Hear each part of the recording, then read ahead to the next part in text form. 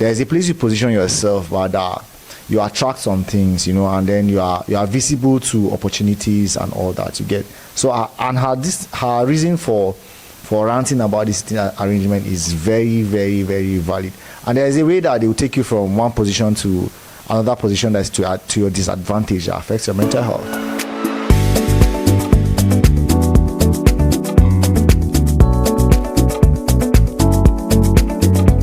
Yo fam, welcome to my channel. My name is Elpitus Author. I am a social justice and mental health advocate here in Kaduna State, Nigeria. So, and if this is your first time meeting me on this space, I converge my audience on Tuesdays and we talk about the matters that relate to the man and the woman, because I believe that we are created men and women to coexist and not to live apart. And then on Friday, I talk about matters that relate to mental health issues. I create mental health awareness here on this space. And for the past weeks, I've been talking about bullying and the need for the victims of bully to actually speak up and not to keep silent. Because when it comes to bully, there's no dignity in silence here. So with that being said, this past week, I did not converge my audience on Tuesday. Reason being that the topic I'm about to talk today, has its own convergence side and its mental health side.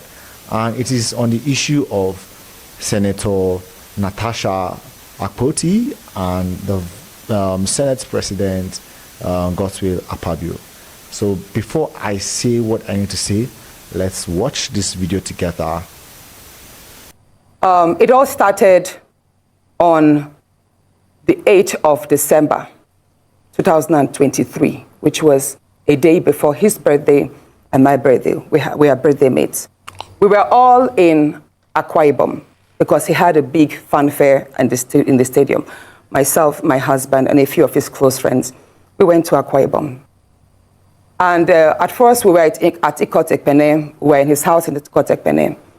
Then we all moved to his house in Uyo, which was about 8 p.m. And he held my hand and said he wanted to show me around his house. My husband was walking behind us, just 3 of us. We're walking around from room to room. He showed me the beautiful interior. This was done by this, by that, this designer here, he bought this from us. Like, oh, it's beautiful. And then I noticed that he hastened his pace while still holding my hand. And my husband was behind, still on his phone, but he was catching up whenever he could. And then he got to this particular sitting room, and he said, "Do you like my house?" I said, "Of course, sir. Every room, beautiful, nice interior, quality taste." He said, "Now that you're a senator, I'm going to create a time for us to come spend quality moments here. You will enjoy it." At that point, I just pulled away and I was like, I don't really understand what exactly that meant. But then my husband now, when I turned around, I saw my husband was already near me. And the way my husband looked at me and looked at him, I was beginning to wonder, did he hear part of that inciting statements or not? And then the Senate President too, I saw that he also had that thought, like, did my husband hear the invitation to treat or not? So then the Senate President now said, "Oh, by the way, let me show you my chapel." He has a chapel in his house as well. So while we were going to the chapel, we walked in silence and all. So that evening, before we left the Senate President's house at about 11 midnight to the 4 points in Ikot Ekpene. And my husband asked me, "Natasha, what did the Senate President whisper to you? What's he telling you?" I thought, should I tell him that he was speaking about bringing me in here at a special time for us to have a good time? Or should I just kill it there, wrap it as if there was nothing? Because tomorrow was a big day. I know how much my husband adores the Senate President. He loves him as a brother. My husband would do anything to support him. Yeah. So I told my husband, nothing. I can't remember what I created, but I just gave him some words to manage, to mask what was said. When we laid in bed, I lay to my right and my husband wrapped his arms around me and he said, "My love, you can't tell me anything. What did the Senate President tell you?" Again, I was like, "Don't you believe me?" I said, "Nothing.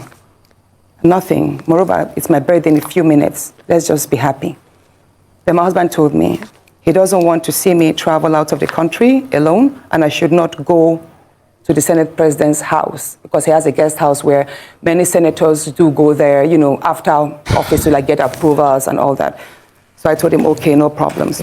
That was it. I thought that was going to be the end. But then, in February, I wanted to move a motion. I wanted to move a motion for the investigation on the ills of corrupt practice in Ajakuta Steel Company. I listed that motion 5 times. It was the 6th time that it was listed on the order paper that was approved. Many senators can testify to that. Each time the motion is listed, just before he takes it, he will say, oh, Senator Natasha, we can't take this motion because the board of the Senate does not accommodate it. Or he will speak on others and then let it drag so that just before my motion is taken, the time will be well spent and won't. So he kept on doing that. I went to him in his office. And I said, Senate President, you know how important this Ajakuta Steel Company to me is. You know how important it is to my people and to Nigerians. I've noticed that you have stepped down this motion. As a matter of fact, a number of senators told me, go and see him and plead with him so that he would take it. I was like, sir, please, why can't you take this motion? It's very important. It's been listed. Then it was listed a 3rd time and stepped down. He then said, Natasha, I'm the chief presiding officer of the Senate. You can enjoy a whole lot if you take care of me and make me happy.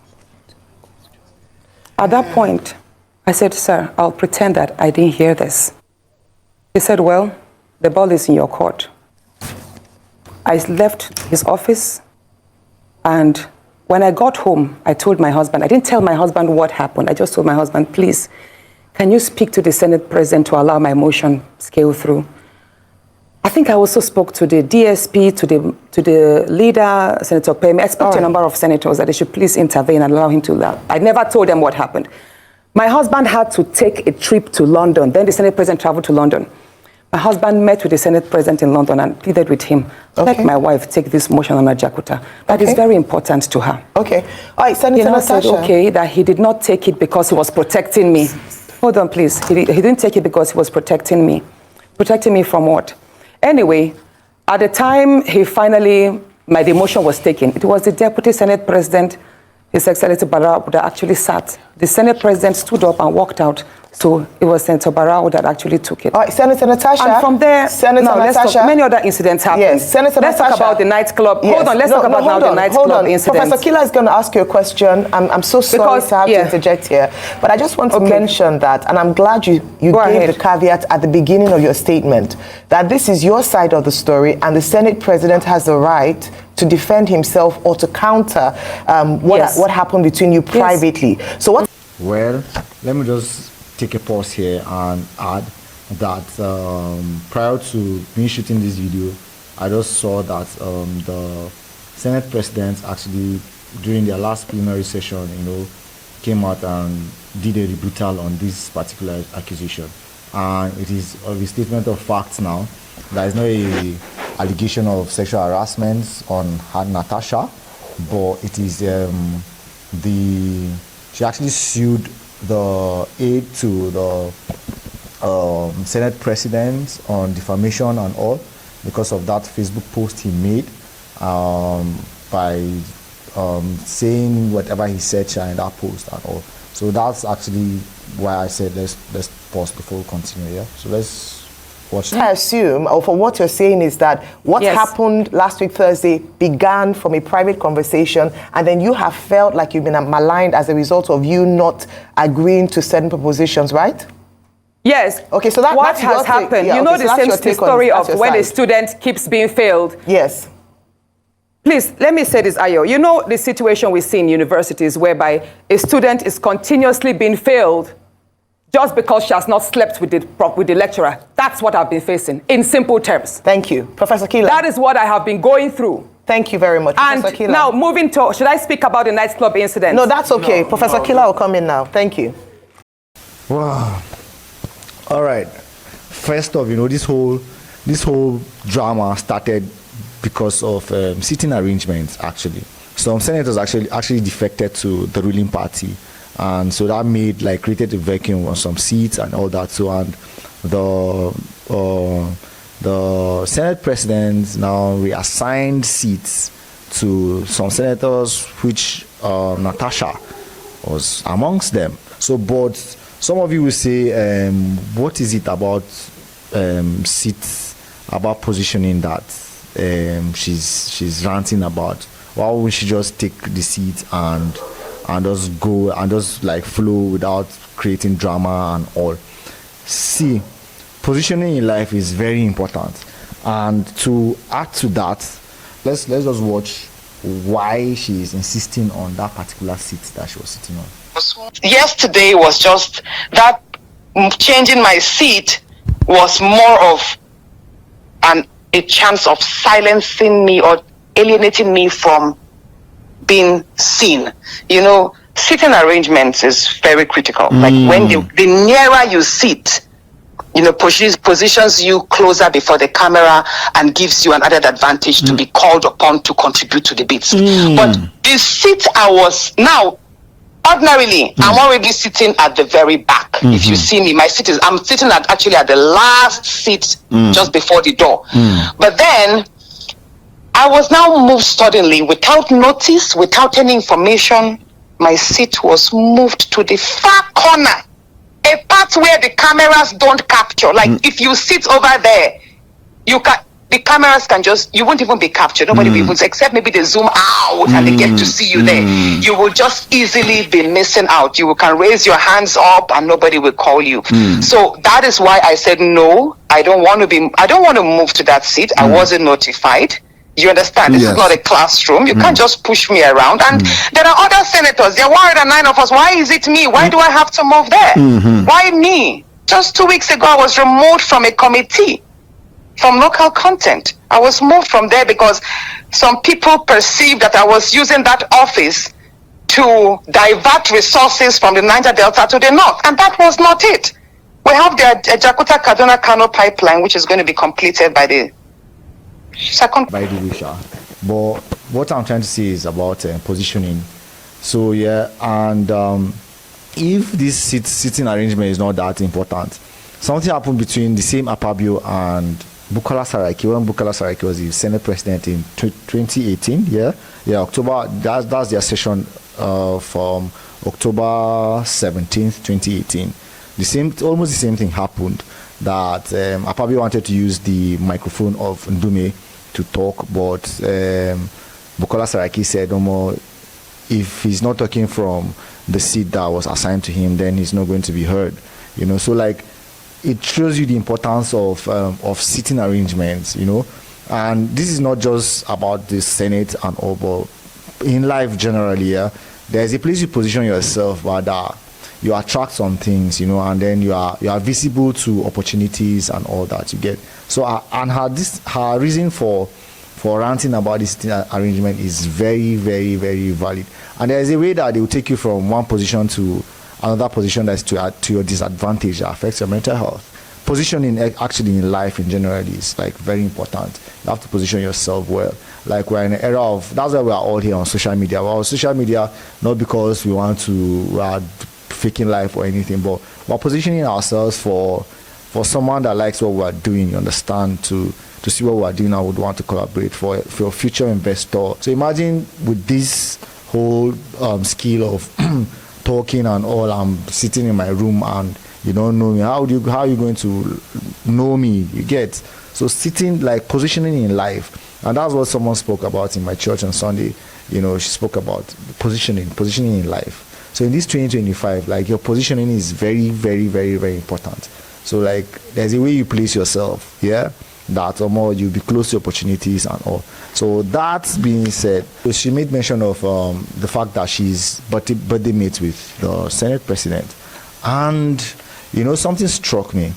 You know, I don't know about the ladies though, and if it is true, if the ladies too like can relate to this, please kindly comment in the comment section. You know, but we have this fantasy as men that if we can find like a lady that is as our birthday mate would like to have a piece of her cake, you know. So and this particular issue of birthday mates have led some people to one night stand, and some people have ended up marrying each other. So you know, so could it be that is this whole birthday thing that is entering the Senate President's head, that is Natasha, but then it's an allegation, no, and it is not for me to judge, you understand? So let the court decide. Although Natasha said that she had not sued the Senate President on the sexual harassment allegations already, as he has come out to do a rebuttal. Well, let's leave it at that. But then I just said what I said. And then thirdly, I have a problem with 3 women in this case. You know, one is Senator Ita Giwa. You know, for her to come out to say that Natasha is weak for saying she was sexually harassed, to me that was very insensitive. And this Senator Ita Giwa is someone I hold in high esteem. I was privileged to actually like stay around close to our house while I was serving in Calabar, like federal housing in Calabar actually. So like I used to pass out like every day. So, and I've heard so much about her, but for her to come out and say that Natasha has been weak for alleging that she was sexually harassed, and at her level as a senator that is being weak. So me, I wonder at what level that a lady will reach, especially in Nigeria and in Africa, that a lady will reach that would make her to be exempted from sexual harassment. And considering the fact that this Natasha is hot, she's a hot babe. And someone at the level of AKPABIO would not want to go and be meddling with commoners, you get. So that's, to me, I see it as him doing power at the high level, you know, like doesn't want to eat. You see, if person want to make chop better frog, yeah. So he doesn't want to eat what's it called? To eat crayfish. He wants to eat meat.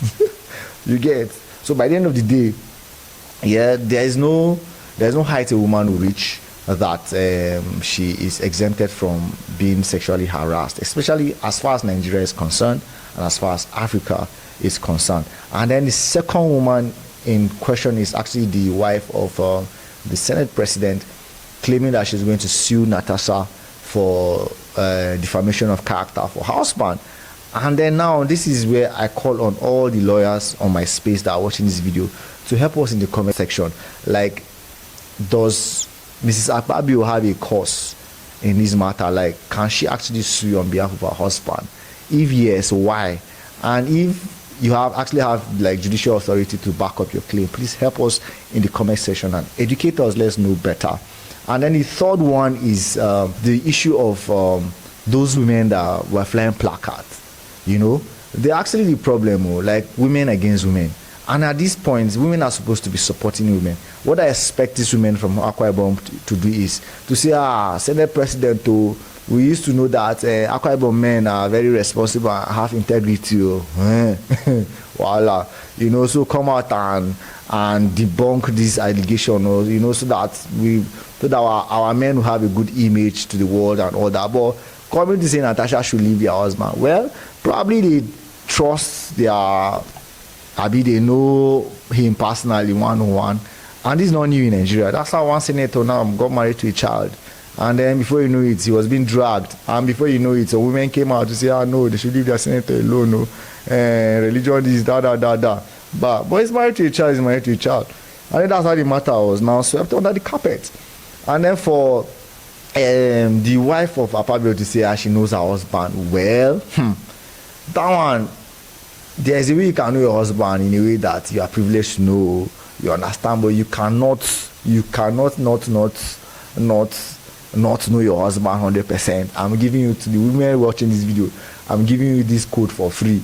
And to my brotherhood, I'm sorry for casting this update, but then a woman can know her husband or her man to a certain extent. You cannot know your man or your husband 100%, and this is a fact. So the whole essence of the matter is, in this kind of case here, I expect that these women will come together and say, no, okay, you just harassed our sister, so please come out and debunk whether this statement is true or not. You get? And then I wanted to add Senator Kinkibe into this matter, but after I saw the headlines that she too was against Natasha and all. But when I went to watch the interview, I heard her speak from beginning to the end, and that was a balanced statement she made, and to me is a pass. So I give her a pass on this one. So, and now the deputy chief whip, the deputy chief whip now came out to say Natasha has 6 children from 6 different men.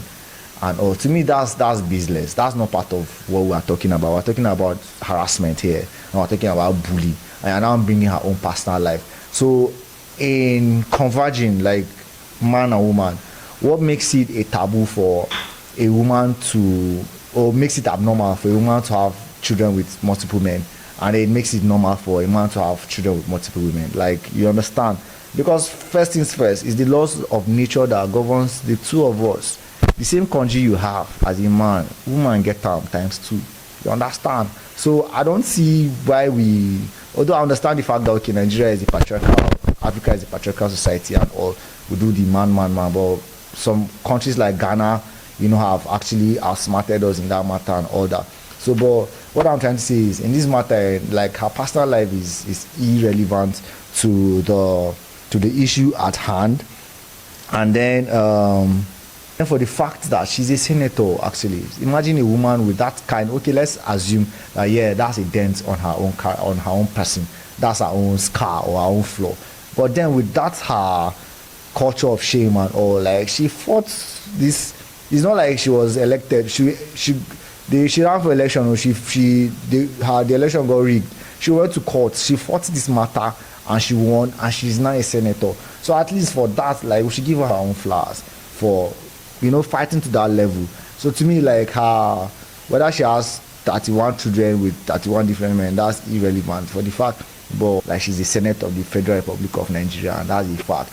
And she's of equal to all the senators that are seated. And then I think this whole culture of shame should end. You understand? If you are shaming the woman for having 6 children with different men, then you should shame the man too for having 6 children with different women, so that the men too can sit up, you know, understand? So let's have a balanced society. So now this is where the convergence comes in, yeah. And then, yes, back to Natasha. You know, that Natasha is like that's a true definition of feminism. Like, feminism started from women advocating for equal rights when it comes to political, like, if a man wants to go become a senator, a woman should become a senator. If a man wants to become president of Nigeria, a woman should become president. If a man wants to be a pastor, a woman should be a pastor. You know, and that's the true definition of a feminist for me.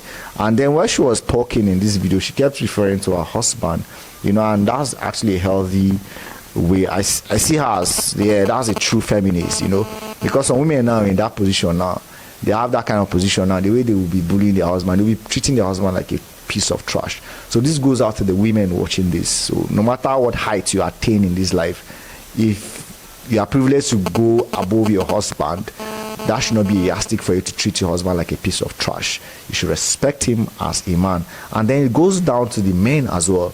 So if your woman is leveling up, you too should upgrade. You understand? So that, to avoid see finish, you know, because it's easier for women to just see you and finish you, and you get, but as your woman is upgrading, you too should level up, so that, you know, there's, you say you maintain your own respect and your own pride, you know, and all. Then another twist to this situation is the fact that the Senate president is actually a friend to Natasha's husband. So if this allegation is actually true, you know what they say about birds with the same feather? This, I take a pause and I say, Seller, pause and think, and I don't want to go beyond that. So I like the fact that Senator AKPABIO came out for a rebuttal, because that's how I plan to end this video. I wanted to advise the Senate president to come out and address us on this issue. Is it true, this sexual harassment matter? And then I appreciate the fact that Natasha actually came out to say that she did not sue on the basis of the sexual harassment allegation, but on the basis of what the aide to the Senate president did as per defamation of character and all that. That was his Facebook post. And then, so I want to end by advising us as men, let's end this victimization and harassment of women because of using our offices and our to harass women. You know, like, I understand that this is just an allegation, and they say a man is innocent until proven guilty by a court of law. Smoke from a car, it does not mean that the car is catching fire. I understand. So But when things like that come up, it should prompt us as men to, like, just let's end this victimization. Let's end this whole harassing women, even in using our offices, all this sex for grades, lecturers trying to take advantage of students, or female students, failing female students because they wouldn't succumb to their plea and all, and this goes to the women as well. The men are not exempted. Women do sexually abuse men as well. So I would want to advise that even women in high places, women in offices, should not harass men. And I understand the fact that, okay, we men, we like to keep quiet. We don't like to speak up when it comes to this kind of issue. We like to chop and maybe enjoy it and keep quiet. We pretend as though it did not happen. But trust me, this thing on the long run has a way of affecting your mental health and stuff. This is all we have for this segment. Trust me, we're going to converge on Tuesday to talk about the matters related to the man and the woman, and we're going to come here next week Friday as well. But before I end, this video is actually sponsored by Maya Suit. Maya Suit is located here in Kaduna. That's just behind House 50. You can come do your bachelor party. If you are getting married, you can come just book this place up with your friends and just chill. The place is secured. If you want to do a getaway with your wife or with your spouse, this Maya Suit is for you. You want to propose to your girlfriend or something, or your fiance, Maya Suit is for you. If you want to do small bash, like you want to celebrate your birthday with your friends, and you can just come take this whole apartment, man. And it's at an affordable fee, so you can send them a DM today, tell them that Peter's sent you, and they'll give you a discount. So that being said, in this year 2025, take your mental health very, very, very, very seriously, because if you do not take care of your mental health, who will? So I remain Peter's author, and hope you enjoy this video. And then I'm on my way to 500 subscribers actually. So if you are yet to subscribe to this channel, please, I beg, it won't take you anything to just hit that subscribe button. And if you are watching using a browser, kindly create an email address so that you can be able to comment and actually subscribe to this channel. Please, I need your subscription. We need to get to 500 level. Yeah, say 500 level. We need to get to 500 subscribers, But this is not a threat. But you should understand me. You should hear beyond the voice. Yet is a man pleading for you to subscribe to this channel. I remain Peter's author. We'll see you when we see. Peace out, peace out, peace out. It will be.